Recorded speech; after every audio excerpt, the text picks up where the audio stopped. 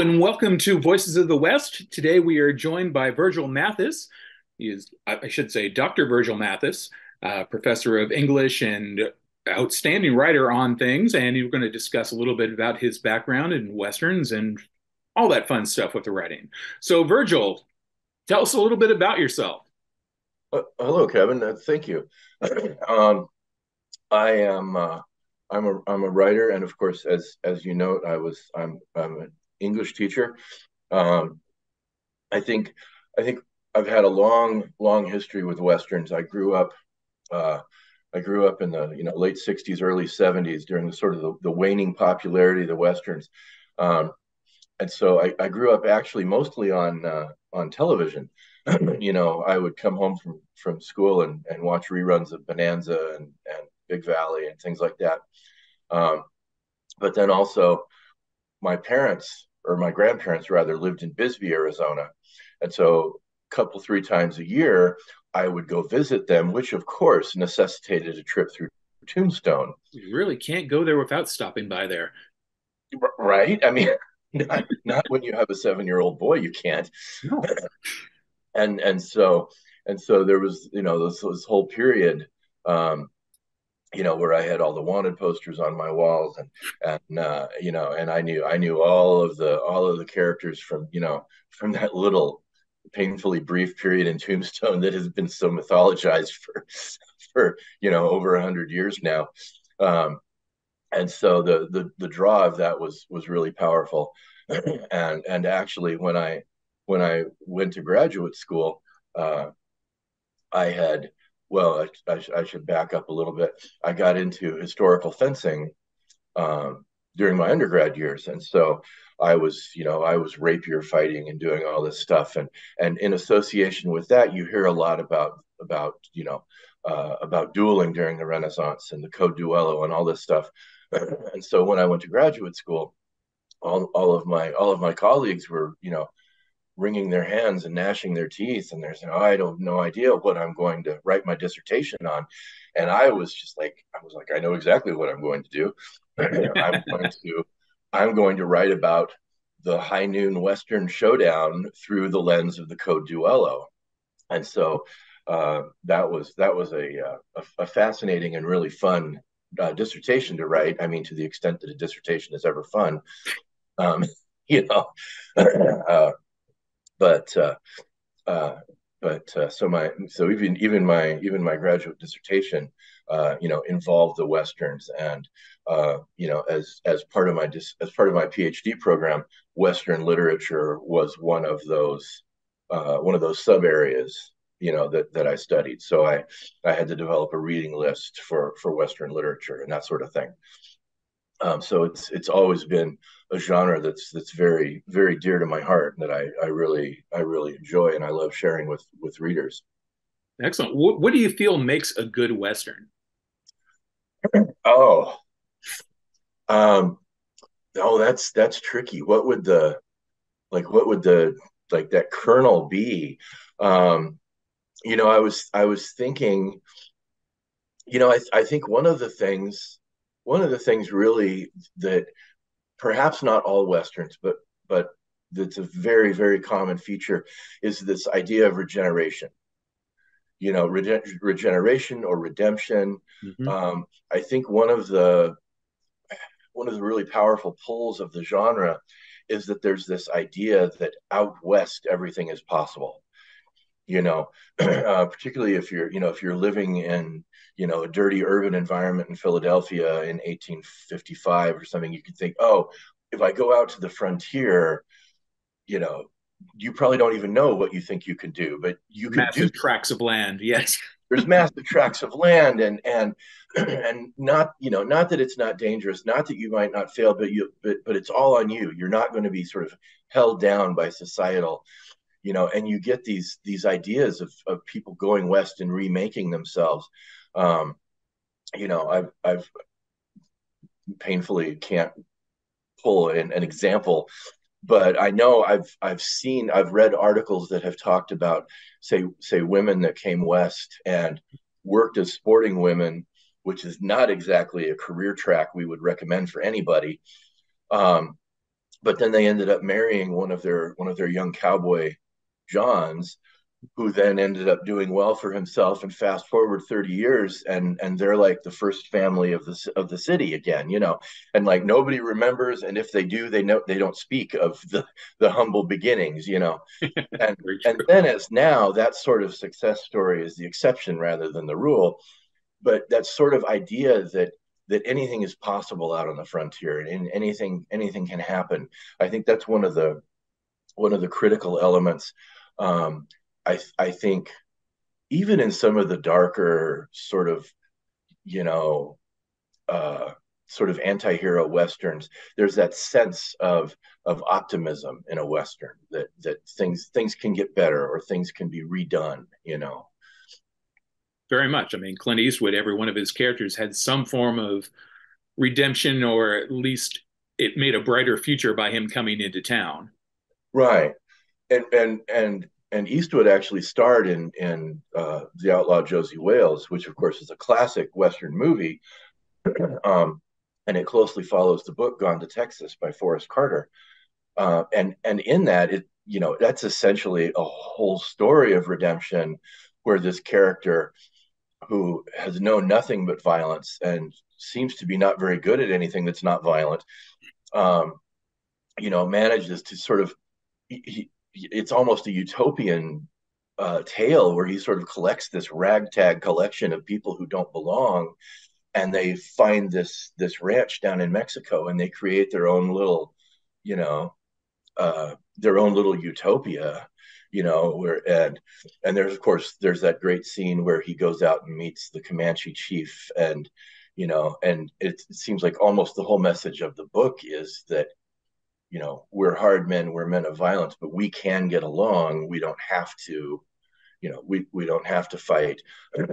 And there's there again there's that sense of redemption and renewal.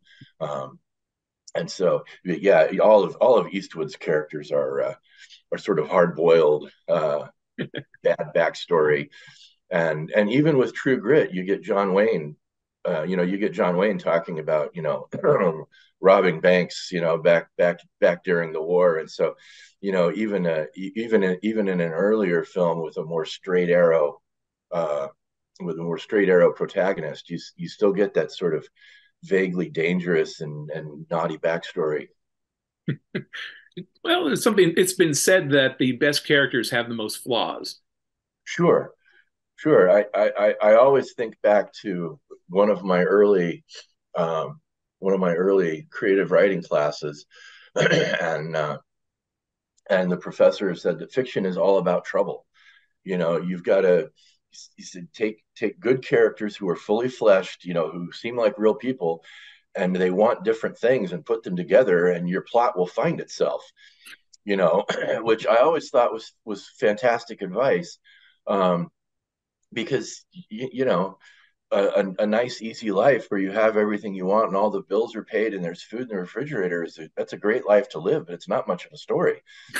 And so you really need to introduce conflict for people, and give them flaws, and uh, give them reasons to mess up, or create circumstances for them or something that you've really got to have that trouble.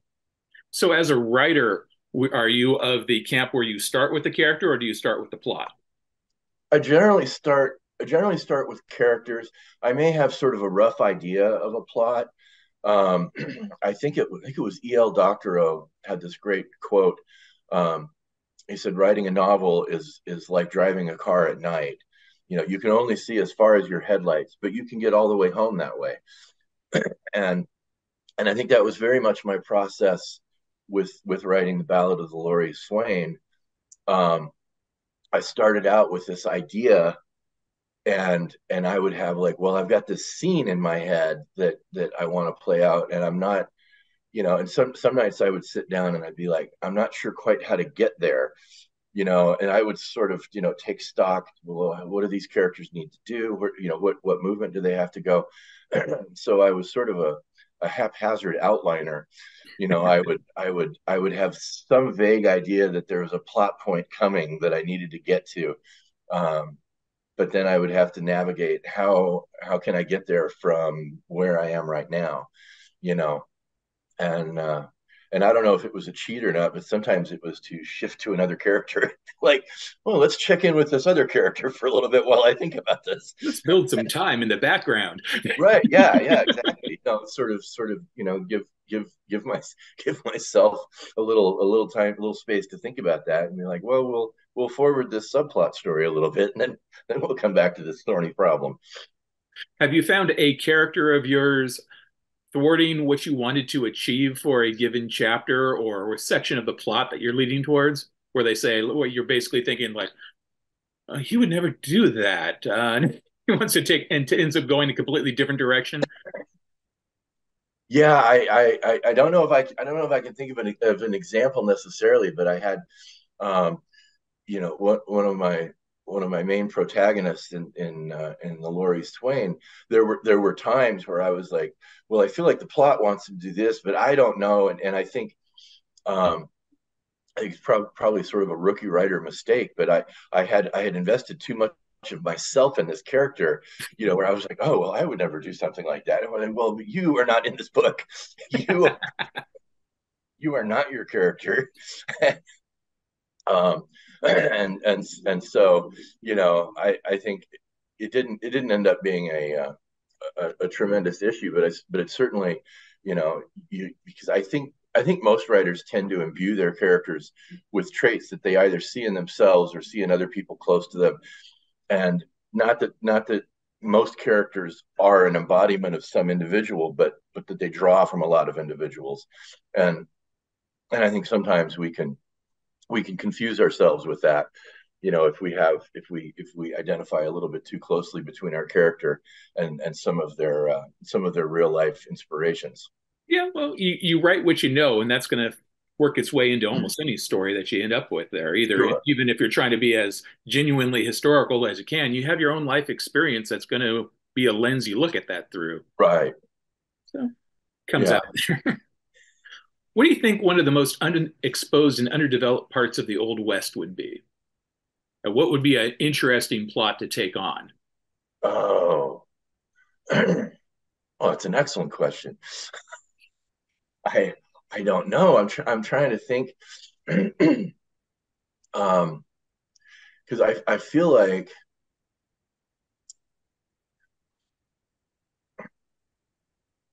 I don't know what would be something that hasn't received attention. I mean, there's certainly Well, things that could perhaps receive more attention, uh, in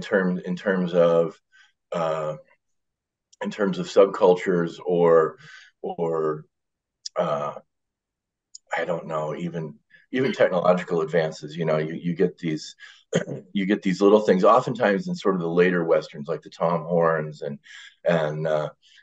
there's a later John Wayne movie where I think his grandson is kidnapped, and there's a whole thing where they're going after him with cars, and of course, the cars break down, and so the horses prevail, and in the end, this newfangled technology isn't useful, but then you get ideas like, like in the early 1880s, Tombstone had a bowling alley, mhm. and I was just like bowling was a thing then. I don't know when I thought bowling developed, but I remember that was one of those little trivia bits that was just astounding to me.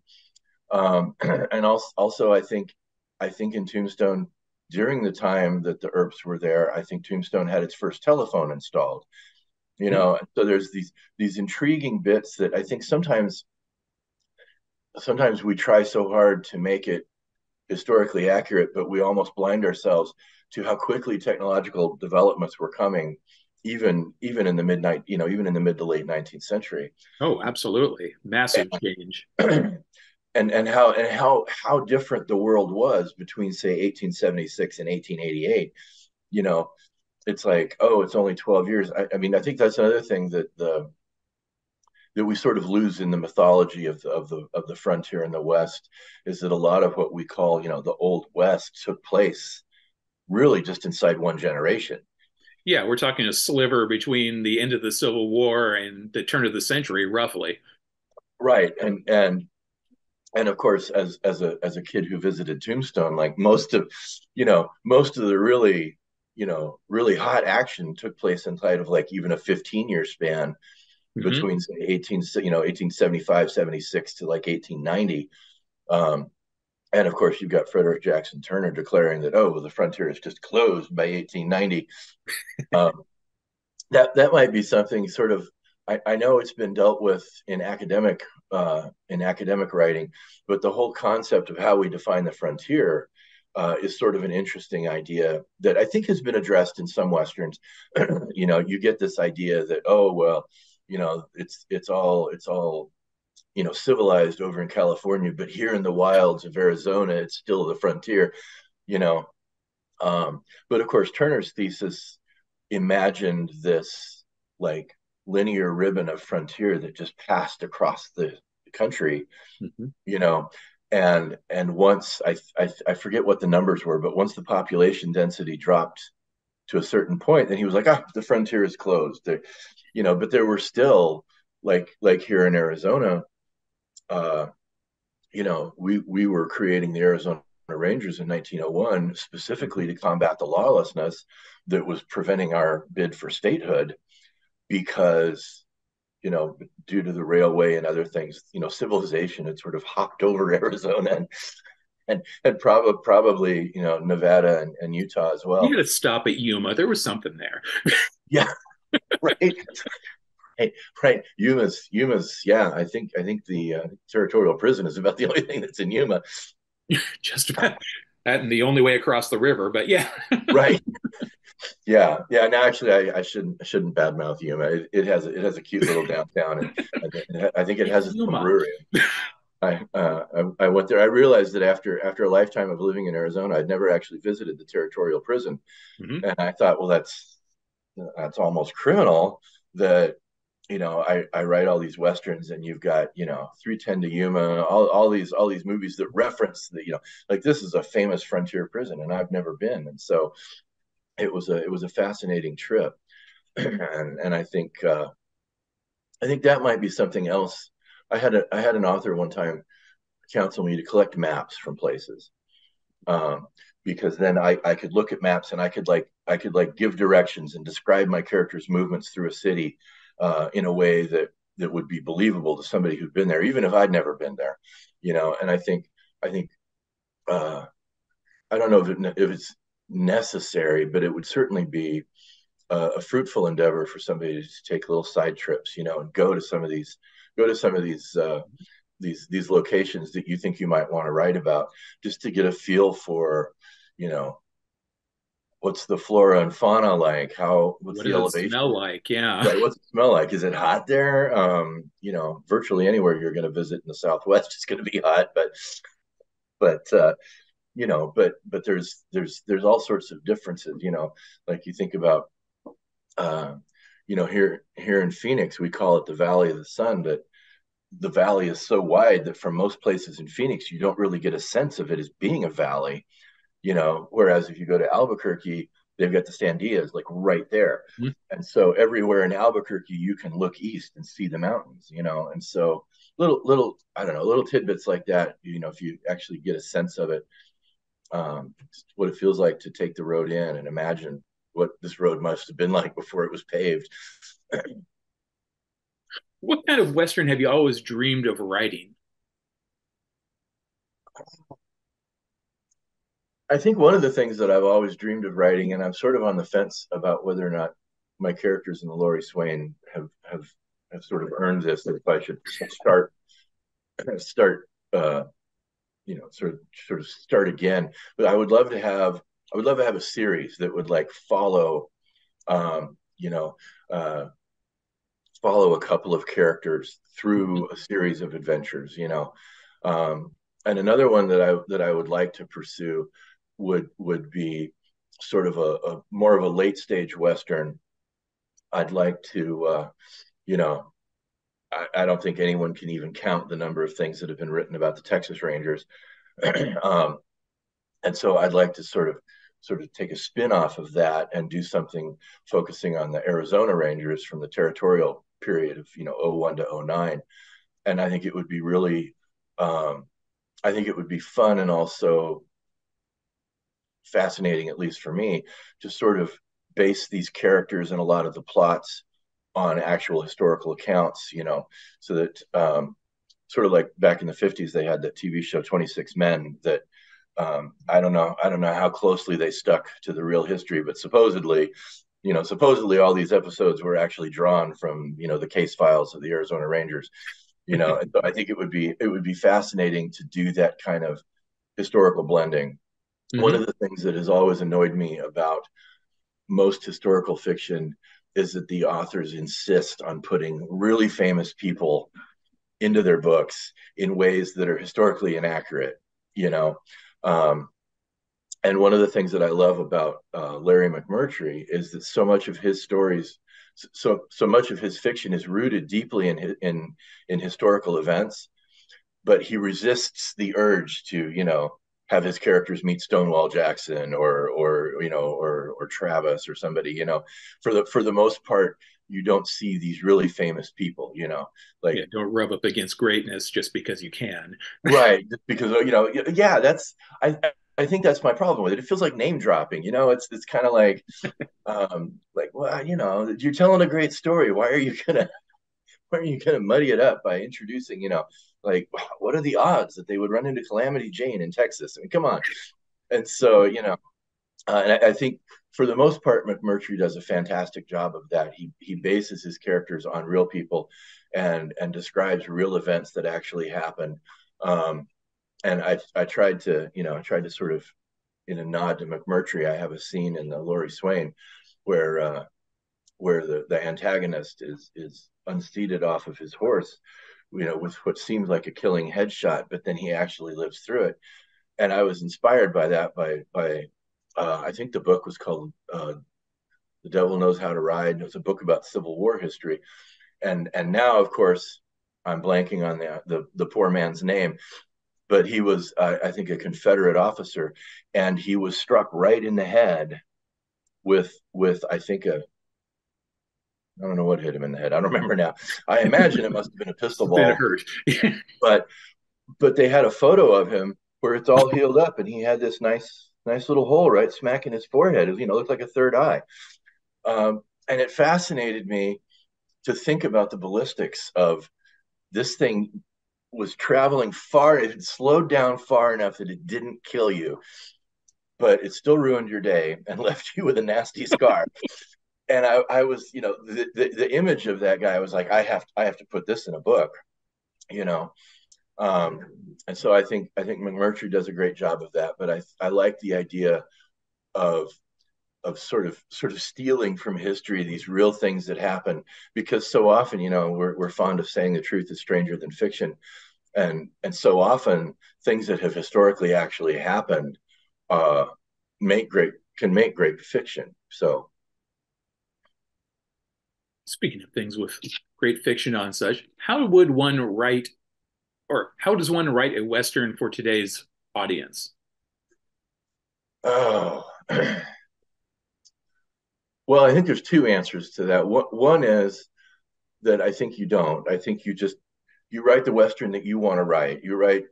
Uh, you write the Western that you would want to read, and you just trust that you're not an island unto yourself, and that other people will also want to read it. um, the other the other the other answer, of course, would be to go completely opposite direction and try to anticipate. I don't know. You could introduce transgender characters, I guess. You could try to cater to what's in the news. Um, the downside to that is that by the time you're ready to go to press, maybe the nation is done talking about transgender, for now, and it's not going to sell well.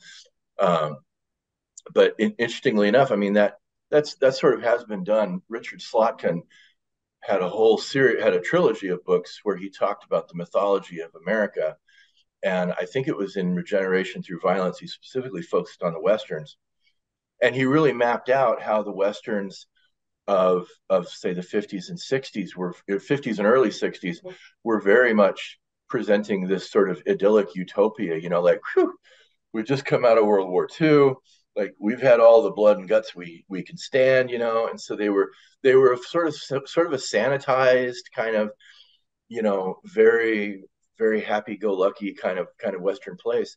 And then he tracked how in the late 60s and early 70s, which according to Slotkin correlated with all the social unrest of the Civil Rights Act in Vietnam and all the political upheavals. Right now we get the man with no name, we get the anti-hero, and so the Westerns get a little bit darker. And so he really ran through and tracked how the Western, and I think this is probably true of most genres, you know, you remember the 80s, the bad guys were always Russian, right? And then in the 90s and early 2000s, suddenly the bad guys were always Middle Eastern, like we sort of you know, plug And in. nowadays you can't define who a bad guy is. Right, yeah. Right, but we sort of plug in the boogeyman du jour, and I think as a writer of a Western, you could certainly do that. I like to think, though, that part of the enduring appeal of the Western is that underlying optimism and that sense that everything's going to work out, and I think I think at the end of the day, my recommendation would be to write the Western that you want to read and just trust that others are going to want to read it too, because it just gets too dicey trying to anticipate what the market will want. Mm-hmm. I think that sends you in a whole rabbit hole where now you're not writing a book, you're writing a marketing pamphlet. You're writing ad copy essentially. And so I think the way to go is to just be true to your vision of what the mythology of the West or the frontier would be. What are you currently working on? I'm currently working on moving. I'm packing up my entire house. And I'm speaking to you on my work laptop. My regular computer is in pieces in the new house, and so it's been a crazy couple of years that has really between COVID, and then I had an aging mother that was in decline, and then my wife and I were surprised by a new baby, and so I was sort of sandwiched like that.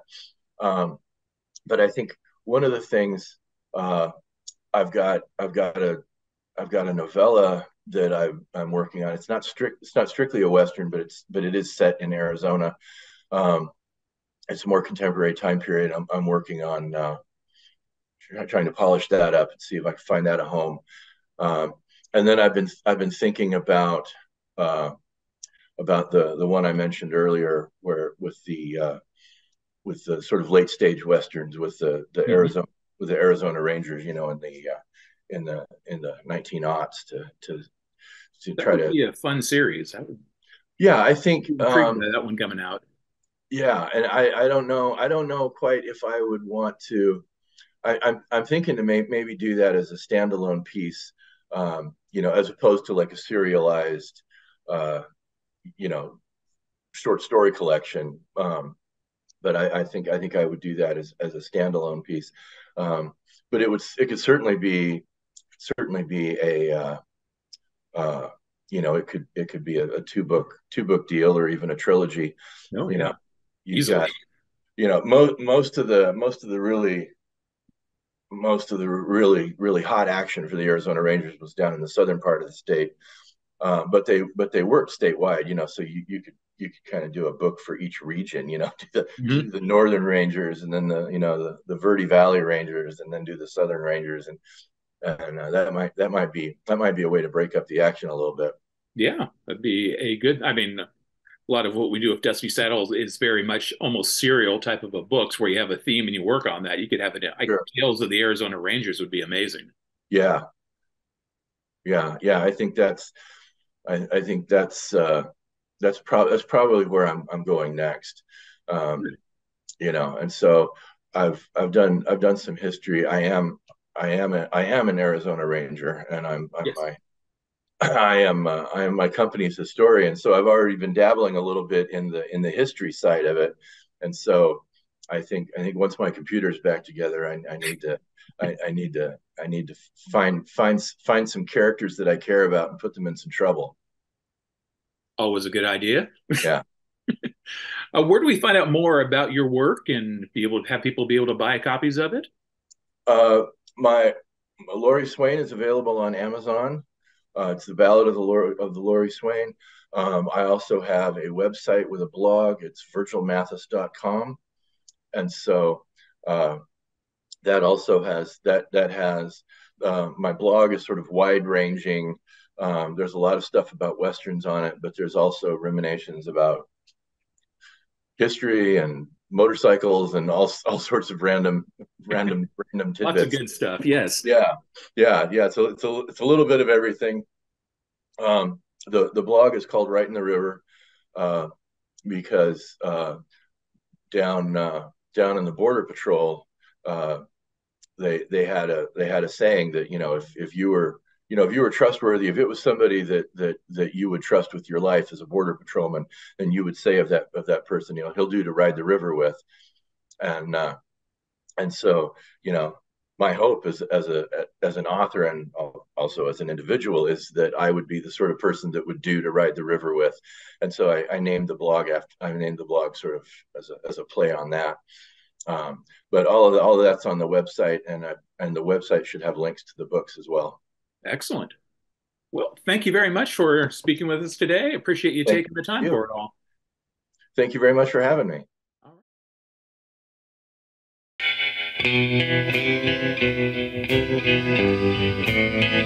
right.